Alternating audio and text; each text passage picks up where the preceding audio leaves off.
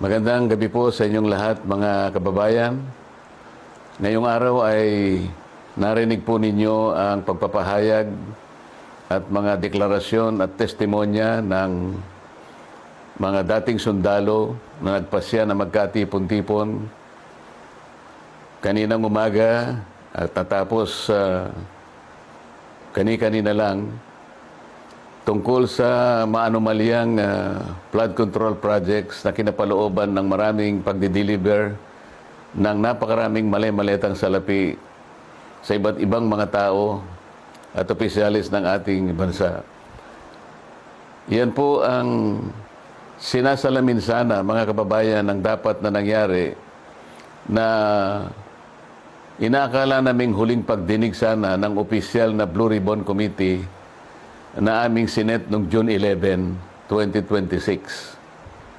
Hindi nga po natuloy yun, mga kababayan, dahil nung matunugan ng ibang mga kasama namin na kami magdadaos uli ng panghuling hearing na lang ng Blue Ribbon Committee, ay sinabi nila na mayroong security threat ang Senado at ang aming mga kawani ay sinabihan nila na mag-work from home na lang. Dahil po sa security threat at nagkaroon po ng napakaraming mga tanod sa Senado at wala naman po kaming magagamit na mga kawani, hindi po natuloy yung June 11 hearing na yon. At nang dahil doon ay nagpasya ang mga kumukup-kup dun sa 18 at higit pang mga dating sundalo na maggawa na lang ng pagpapahayag na ginawa nga nila sa araw na ito.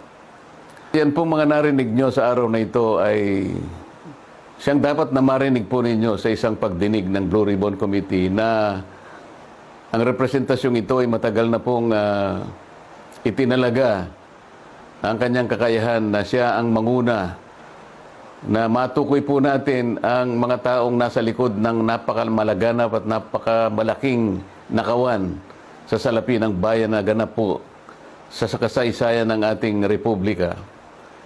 Nang dahil po dyan ay marami po ang nagkaroon ng galit sa inyong lingkod at ako po ay kinasuhan nga ng kahit mga imbentong mga kaso. At maaari pong isang araw, hindi po natin alam kung ngayon o bukas, sa kamakalawa, ay iahain po sa akin ang warrant of arrest upang ako po ay arestuhin upang hindi ko na maipagpatuloy ang aking gustong mangyari na matukoy po natin ang mga may kagagawan ng lahat ng ito at mapanagot natin sila. Pero wag po kayong mag-alala kahit ako po ay kanilang maaresto at maipakulong, kagaya na po ng sinasabi ko, ay hindi po tayo titigil hanggat hindi po natin natutukoy ang mga taong ito dahil kayo po talaga ang dapat pagsilbihan namin. Interes po ninyo ito. So, huwag kayong mawawalan ng loob at huwag kayong mawawalan ng pag-asa. Pansamantala lang naman siguro ang hindi tayo magkikita ng harapan. Ngunit, dahil po sa ating pakikipaglaban, alang-alang po sa interes ng ating bansa, ay kailangan tayong magkaisa. Sa tulong po ng Panginoon Diyos, magtatagumpay din po tayo. Mabuhay po kayong lahat at sana'y araw-araw ang diwa ng ating pagkakaisa ay huwag pong mawala sa bawat isa sa atin. Salamat po sa inyong lahat.